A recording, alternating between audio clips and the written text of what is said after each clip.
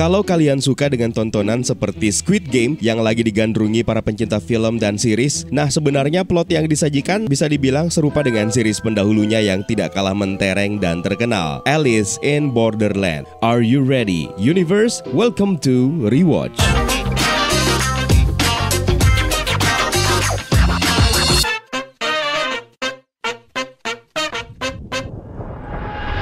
Series yang satu ini juga terkenal dengan permainan yang mempertaruhkan hidup dan mati, atau yang sering kita kenal dengan Battle Royale. Bedanya dengan Squid Game, Alice in Borderland diadaptasi dari manga dengan judul yang sama, berlatar tempat di Tokyo versi distopia, dan series ini membuat beberapa pemain terjebak dan mau tidak mau harus ikut ke dalamnya. Dibintangi oleh beberapa nama beken, dan bahkan beberapa diantaranya juga tidak asing karena pernah ikut membintangi film Rurouni Kenshin yang kini sudah sampai di tahap film live action terakhirnya. Ada Tao Tsuchiya sebagai Yusuha Usagi, serta Kento Yamazaki sebagai Arisu Ryohei. Satu nama beken lainnya adalah Nijiro Murakami sebagai Suntaro Shichiya. Sebelum kita mulai membahas lebih jauh, kita harus kasih spoiler warning terlebih dahulu buat kalian yang belum pernah menyaksikan series yang satu ini. Jadi silahkan tonton dulu 8 episode yang sudah tersedia di Netflix, baru balik lagi ke sini ya.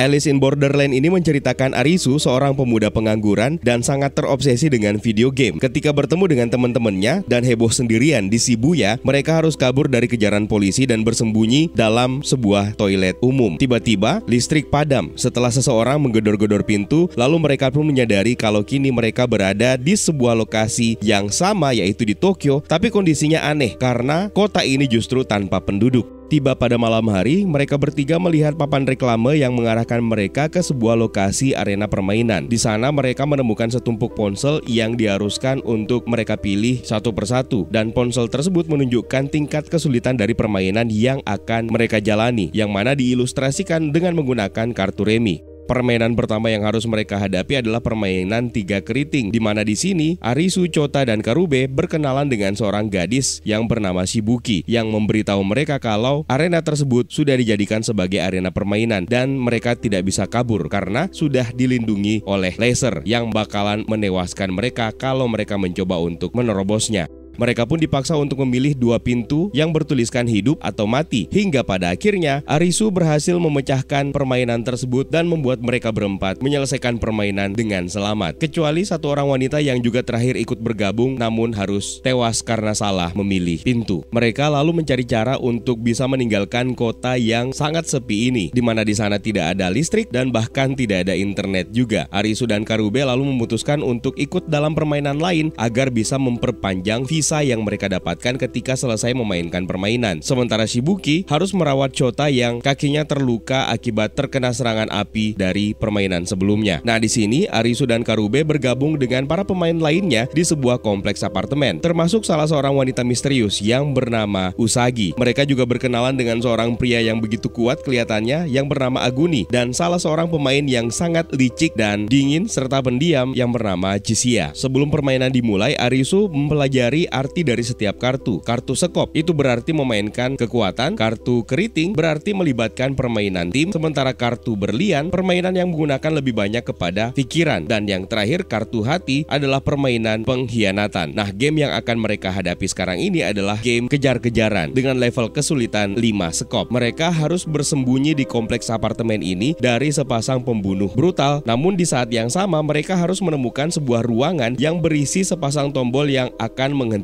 bom yang akan meledakkan seluruh gedung apartemen tersebut. Ada begitu banyak pemain yang harus tewas dalam permainan ini, hingga pada akhirnya Arisu menemukan ruangan yang dimaksud dengan bersusah payah. Sementara Aguni di satu titik bahu-membahu bersama dengan Karube untuk melumpuhkan si penyerang. Rupanya dari lantai paling atas, Chishia juga sudah menemukan ruangan tersebut dan akhirnya bekerja sama dengan Arisu, namun sayangnya mereka harus berhadapan dengan satu penyerang lainnya. Setelah meminta pertolongan, Usagi pun akhirnya tiba di ruangan tersebut dan berhasil menekan tombol secara bersamaan dan menghentikan bom yang akan meledakkan seluruh apartemen tersebut. Setelah permainan berakhir, salah satu penyerang atau pembunuh yang menghadang mereka di ruangan tersebut akhirnya dieksekusi, yang membuat Arisu malah merasa bersalah. Di sini pula lah Karube menemukan sebuah handy talkie yang memberikan petunjuk bahwa mereka harus menemukan pantai atau beach. Keesokan paginya, Karube menunjukkan pesan yang dia temukan kepada Chota, Arisu, dan Shibuki. Sayangnya di sini Shibuki dan Chota harus memperpanjang visa hidup mereka. Mau tidak mau, mereka pun harus mengikuti sebuah game. Mereka lalu menuju ke sebuah kebun raya untuk memainkan game 7 hati yang berjudul Petak Umpet Hide and Seek, di mana melalui game tersebut hanya ada satu yang akan keluar sebagai pemenang dan bertahan hidup. Di awal permainan, mereka diberikan sistem pengenalan wajah melalui headset yang mereka gunakan, lalu mengidentifikasi diri mereka masing-masing sebagai hewan. Ada 3 di antara mereka yang akan menjadi domba dan 1 di antaranya akan menjadi serigala. Nah, siapa yang akan menjadi serigala di akhir permainan, maka dialah yang akan keluar menjadi pemenangnya. Aturannya, setiap kali mereka bertatapan dengan pemain lain yang statusnya serigala, maka status tersebut akan berpindah ke pemain yang ditatap tersebut. Terjadilah kekacauan yang mengakibatkan Arisu pada akhirnya menjadi serigala. Dia pun bersembunyi di antara semak-semak di sebuah ruangan, berusaha untuk merusak headsetnya, namun hal tersebut mustahil dilakukan. Menjelang akhir permainan, Arisu memutuskan untuk menyerahkan status serigala kepada teman-temannya dan memutuskan bahwa dia tidak pantas untuk menjadi pemenang dan yang bertahan hidup. Namun ternyata teman-temannya malah lebih memilih Arisu lah yang memang pantas untuk keluar sebagai pemenang. Pada akhirnya, Arisu harus melihat pemandangan yang tragis ketika melihat Karube tewas di depan matanya. Senasib dengan Chota dan Shibuki.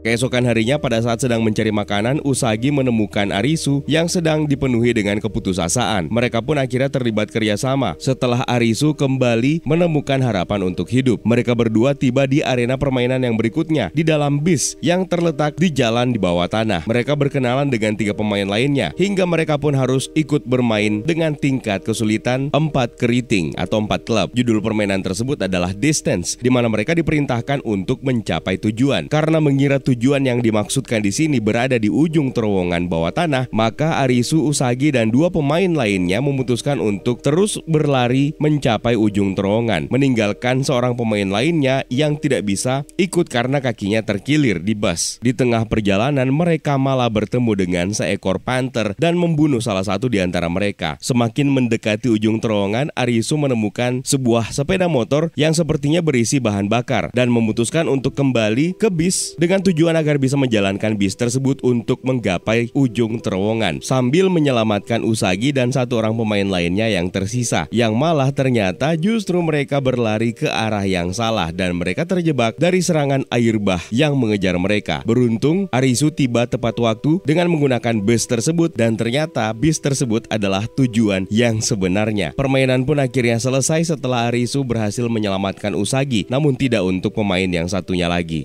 Masih dalam upaya mereka mencari pantai, Arisu dan Usagi malah mengikuti sekelompok pemain yang memakai sebuah tanda di pergelangan mereka yang dikenali oleh Arisu dari permainan kejar-kejaran di apartemen. Setelah menemukan sebuah bangunan besar yang berisi puluhan pemain, mereka berdua malah diculik dan dibawa untuk menghadap ke pemimpin bangunan yang bernama Beach tersebut. Namanya adalah Hater, yang menjelaskan bahwa misi utama Beach yang sebenarnya adalah untuk mengumpulkan semua kartu remi yang diberikan kepada para pemain setelah memenangkan permainan yang diikuti. Karena mereka percaya kalau salah seorang pemain berhasil mengumpulkan semua kartu, maka mereka akan diizinkan untuk meninggalkan Borderland. Hater lalu mengungkap dan menjelaskan bahwa sejauh ini belum ada satupun permainan kartu wajah yang ditampilkan. Arisu dan Usagi pun akhirnya dengan terpaksa tinggal di Beach dan mulai bergabung dengan rekan-rekannya yang lain, di mana mereka ditugaskan untuk berpencar mengikuti permainan yang berikutnya.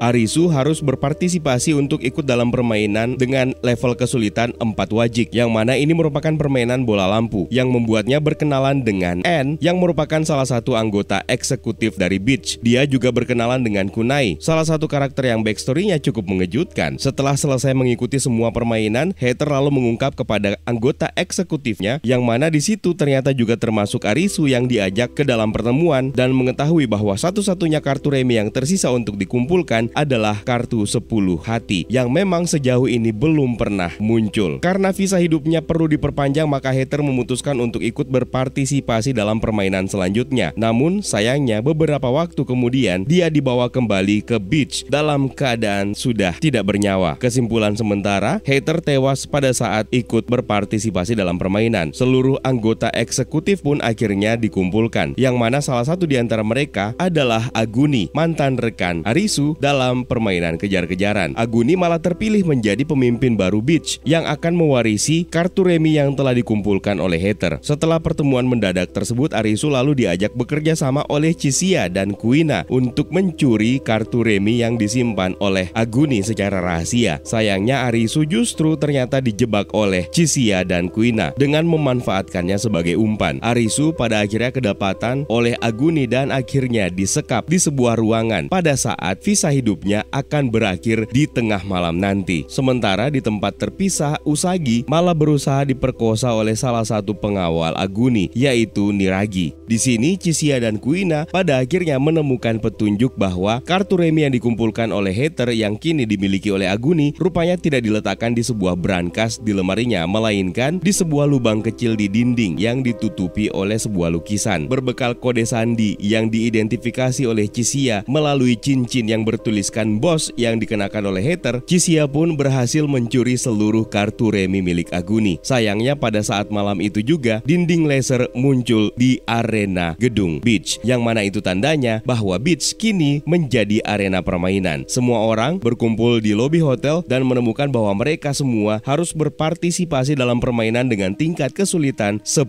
hati yang akhirnya muncul, dan permainan ini diberi judul Mengejar Penyihir. Salah seorang gadis di antara mereka yang bernama Momoka tiba-tiba ditikam dan ambruk di tengah kerumunan. Para pemain pun pada saat itu juga diberitahukan aturannya bahwa mereka harus bekerja sama untuk menemukan penyihir yang dituduh sebagai pembunuh Momoka. Jika mereka telah menemukannya, maka si penyihir tersebut harus dilemparkan ke dalam api unggun untuk menghentikan permainan. Dengan waktu 2 jam tersisa untuk mencari si pembunuh atau si penyihir, Aguni dan para militannya memutuskan untuk melemparkan semua orang ke dalam api unggun untuk mengumpulkan kartu terakhir. Di saat puluhan orang terbunuh di lokasi tersebut, Usagi malah bekerja sama dengan beberapa pemain untuk mencari Arisu dan akhirnya berhasil menyelamatkannya. Seluruh gedung pun perlahan terbakar, dan di saat yang sama Kuina harus berhadapan dengan salah seorang militan yang berbahaya yang dikenal sebagai The Last Boss. Di tempat lain, Chisia justru berhasil melumpuhkan Niragi. Setelah diberi waktu untuk memecahkan permainan, Arisu pun muncul untuk memberitahu mereka semua bahwa identitas penyihir yang sebenarnya bukan Aguni. Aguni tidak membunuh Momoka, melainkan dia sebenarnya membunuh Heather. Asumsi Arisu ternyata dikuatkan oleh penemuan N yang juga mengetahui bahwa ternyata Heather dibunuh bukan dalam permainan. Arisu kembali melanjutkan penjelasannya bahwa jika dia sebagai master game, maka kemungkinan penyihir sebenarnya yang membunuh Momoka adalah Momoka sendiri, yang mana kembali dikuatkan oleh N yang ternyata menemukan sidik jari Momoka di pisau yang membunuhnya. Sini Aguni terus membantah analisis dari Arisu tersebut karena motivasinya yang sebenarnya adalah untuk membuat permainan ini tidak pernah terselesaikan dan mereka semuanya harus mati sebagai bentuk pembalasan dendam atas ketidakwarasan Heather yang merupakan sahabatnya dan membuat Aguni terpaksa membunuhnya. Rupanya dalam sebuah flashback, Momoka bersama dengan temannya yaitu Asahi merekam video melalui handphone yang ternyata masih berfungsi dan mengungkap kalau mereka ternyata diajak untuk bergabung menjadi dealer permainan. Kembali ke arena permainan, Aguni akhirnya memilih untuk membunuh Niragi dan menyelamatkan Arisu dan kawan-kawan. Para pemain yang tersisa pun akhirnya melemparkan tubuh Momoka ke dalam api unggun dan berhasil menghentikan permainan. Pada saat para penyintas meninggalkan lokasi bangunan Beach yang sudah terbakar, Chisia akhirnya muncul dan berhasil mengumpulkan kartu terakhir. Keesokan harinya, Arisu dan Usagi melihat beberapa potongan video yang direkam oleh Asahi yang sebelumnya telah tewas karena telah mengaku sebagai bandar atau dealer permainan. Di dalam video tersebut, Asahi dan Momoka mengungkap bahwa mereka sebenarnya adalah dealer, pemain yang mengatur permainan untuk memperpanjang visa hidup mereka. Dalam satu video, mereka berdua mengarungi saluran bawah tanah yang dipenuhi dengan master game. Arisu dan Usagi pun akhirnya berhasil menemukan lokasi tersembunyi tersebut. Namun di sana mereka menemukan para game master yang ternyata telah tewas dieksekusi. Mereka lalu bertemu dengan Chisia dan Kuina yang ternyata juga telah menemukan markas tersebut melalui sebuah petunjuk yang telah ditemukan oleh Chisia dalam permainan kejar-kejaran di apartemen, dan menemukan fakta bahwa game master yang sebenarnya adalah salah seorang pemain, yaitu seorang wanita yang kebetulan juga merupakan anggota eksekutif Beach yang bernama Mira, yang muncul melalui tayangan di TV dan memperkenalkan satu set permainan baru yang akan membuat para pemain tersisa harus mengumpulkan kartu wajah.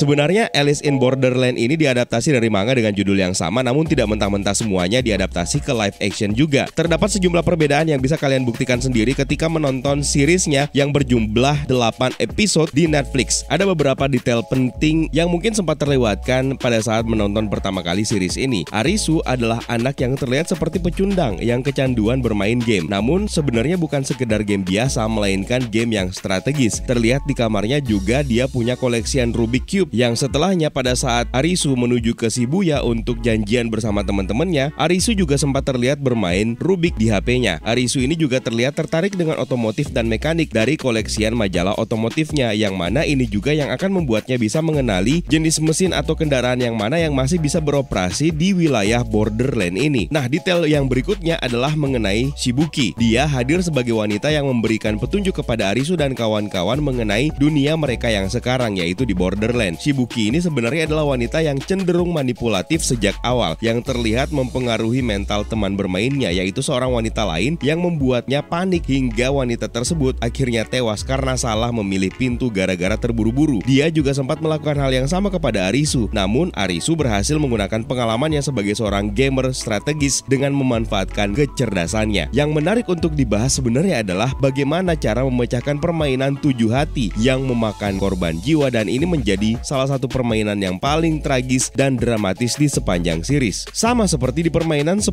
hati yang muncul terakhir di gedung beach atau pantai. Sepertinya permainan ini juga punya celah untuk dipecahkan tanpa harus jatuh korban, seperti yang dialami oleh Arisu dan kawan-kawan. Arisu harus rela melihat teman-temannya meregang nyawa gara-gara permainan yang tidak masuk akal ini. Nah, mereka melangsungkan permainan ini di sebuah kebun raya, di mana di salah satu areanya terdapat sebuah kolam. Nah, kolam ini sebenarnya bisa dijadikan sebagai salah satu media untuk membuat seluruh pemain menjadi serigala dengan cara bersama-sama menatap diri mereka sebagai refleksi di air di kolam tersebut. Apalagi meskipun terlihat gelap dan minim cahaya, namun masih tetap ada cahaya yang menerangi mereka. Dan jika itu bisa dilakukan, maka kemungkinan besar mereka semuanya akan selamat dari permainan 7 hati tersebut. Tapi ini masih sekedar mungkin saja ya, karena tidak pernah ditampilkan juga. Yang menjadi pertanyaan sebenarnya adalah beberapa perangkat yang disiapkan oleh master game di permainan 7 hati ini, yang terdiri dari perkakas yang entah kegunaannya apa. Yang jelas